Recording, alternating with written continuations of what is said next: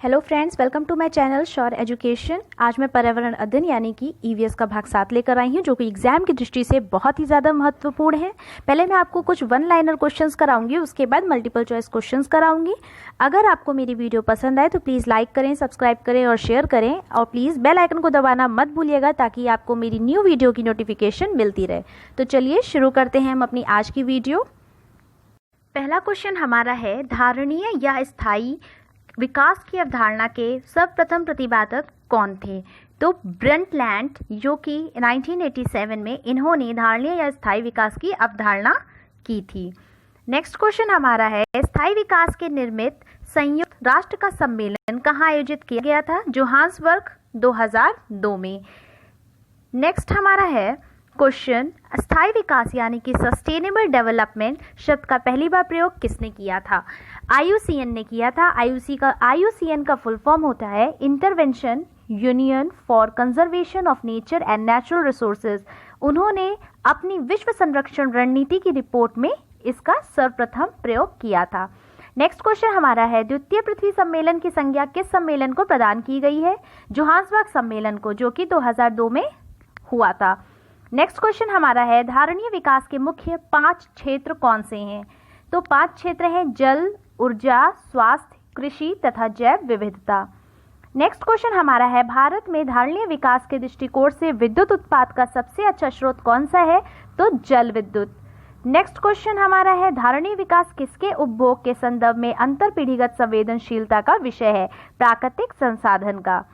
Next question हमारा है, भारत में गैर परंपरागत ऊर्जा स्रोत विभाग की स्थापना कब की गई थी?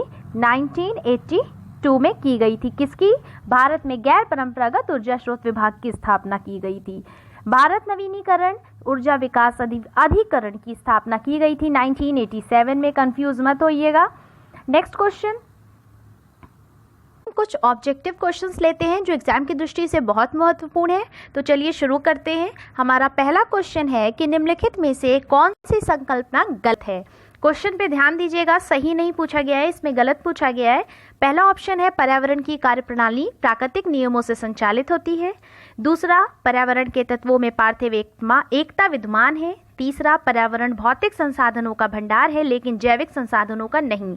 और चौथा क्वेश्चन हमारा ये ऑप्शन है, पर्यावरणीय व्यवस्था में स्वयं संवर्धन क्षमता विद्यमान होती है। तो इसका आंसर हो जाएगा ऑप्शन नंबर सी, पर्यावरण भौतिक संसाधनों का भंडार है लेकिन जैविक संसाधनों का नहीं। ये ऑप्शन एकदम गलत है। नेक्स्ट क्वेश्चन है हमारा, निम्नलिखित में से कौन सी व्यवस्था प्राकृतिक नियमों से संचालित नहीं होती है? खाद्य श्रृंखला, मानव प्रेरित पारिस्थितिकी तंत्र, ऊर्जा का प्रभाव या फिर जैव भू रासायनिक चक्र।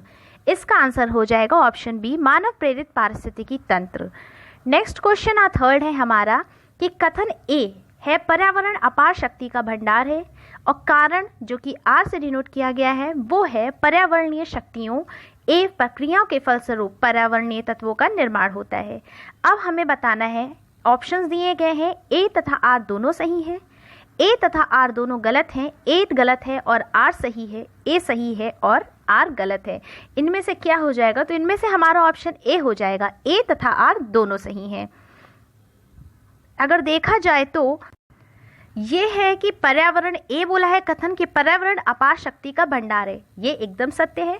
आर में ये बताया गया कि पर्यावरणीय शक्तियों ए प्रक्रियाओं के फलस्वरूप पर्यावरणीय तत्वों का निर्माण होता है, तो ये भी सही है। इसलिए ऑप्शन ए तथा आर दोनों सही हो जाएगा। नेक्स्ट क्वेश्चन हमारा है, पर्यावरण के संबंध में निम्न में से कौन सा कथन असत्य है? पहला, जैव मंडल पर्यावरण के अध्ययन की आधारभूत इकाई है। दूसरा, जैव मंडल में भौतिक एवं जैविक तत्व दोनों ही विद्यमान हैं। तीसरा, हरे पौधे अपने मृत अवयवों को अपघटित कर सकते हैं। और चौथा हो जाएगा, अपघटक जीव अपना भोजन स्वयं नहीं बना पाते। इसका आंसर हो जाएगा ऑप्शन नंबर सी, हरे पौधे अपने मृत अवयवों को अपघटित कर सकते हैं। ये पर्यावरण के संबंध में पूरी तरह से कथन असत्य बताया गया है। नेक्स्ट क्वेश्चन पांचवा है हमारा, वनों को काटने का परिणाम होता है वर्षा और नमी में वृद्धि, मिट्टी का क्षरण और अनियंत्रित बाढ़, उष्णता में कमी या उपयुक्त में से कोई नहीं। इसका आंसर हो जाएगा बी, मिट्टी का क्षरण और अनियंत्रित बाढ़ वनों को काटने का परिणाम होता है। नेक्स्ट क्वेश्चन है, वृक्षों तथा वनों को काटने से किस प्रकार की हानि होती है? वायुमंडलीय परिवर्तन, प्रदूषण का खतरा, भूमि संरक्षण या फिर उपयुक्त सभी। तो वनों तथा वृक्षों और वनों को काटने से सभी तरह की हानि होती है, जैसे वायुमंडल में परिवर्तन भी होता है, प्रदूषण का भी खतरा होता है, भूमि संरक्षण भी होता है, यानी कि इसका ऑप्शन नंबर डी सही है। नेक्स्ट क्वेश्चन हमारा है, 7वां क्वेश्चन हमारा है, जीवों के पारिस्थितिक कारकों का योग पर्यावरण है। यह कथन किसका है? ए फिटिंग का, चार्ल्स डार्विन का, लैमार्क का या फिर डेविस का। तो इसका आंसर हो जाएगा ए फिटिंग का। जीवों के पारिस्थितिकी कारकों का योग पर्यावरण है, यह कथन ए फिटिंग जी का है। नेक्स्ट क्वेश्चन हमारा है, अधोलिखित में से भौतिक वातावरण का तत्व नहीं है? भूमि के रूप, मिट्टियाँ, खनिज या फिर बस्तियाँ। इसका आंसर हो जाएगा ऑप्शन डी बस्तियाँ। अधोलिखित में से भौतिक वातावरण का तत्व बस्तियाँ नहीं है। नेक्स्ट क्वेश्चन हमारा है, सतत व स्थायी विकास किस प्रकार की अवधारणा से संबंध रखती हैं? नियतिवादी अवधारणा, संभववादी अवधारणा, नवनियतिवादी अवधारणा या फिर इनमें से कोई नहीं। इसका आंसर हो जाएगा ऑप्शन नंबर सी नवनियतिवादी अवधारणा। नेक्स्ट क्वेश्चन हमारा 10th है, पर्यावरण एक अविभाज्य समष्टि है जिसकी रचना होती है भौतिक तंत्रों से, जैविक तंत्रों से, भौतिक एवं जैविक तंत्रों से, भौतिक जैविक सांस्कृतिक तत्वों वाले पारस्परिक क्रियाशील तंत्रों से।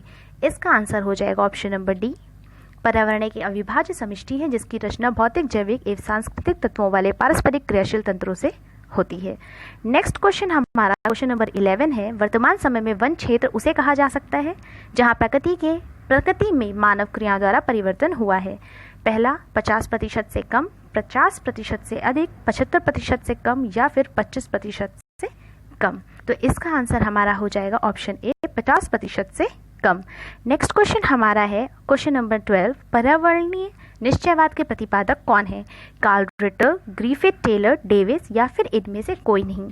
इसका आंसर हो जाएगा ऑप्शन ए कार्ल रिटर। पर्यावरण निश्चयवाद के प्रतिपादक कौन है? Carl Ritter.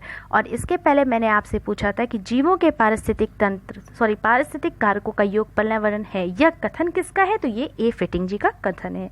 नेक्स्ट क्वेश्चन हमारा है, पर्यावरण यानी कि एनवायरमेंट से अभिप्राय है भूमि, जल, वायु, पौधों एवं पशुओं की प्राकृतिक दुनिया जो इनके चारों ओर अस्तित्व में है, उन संपूर्ण दशाओं का योग जो व्यक्ति को एक समय बिंदु पर घेरे हुए होती है, भौतिक, जैविकी एवं सांस्कृतिक तत्वों की अंतः क्रियात्मक अवस्था जो अंतः संबंधित होते हैं या फिर उपयुक्त सभी।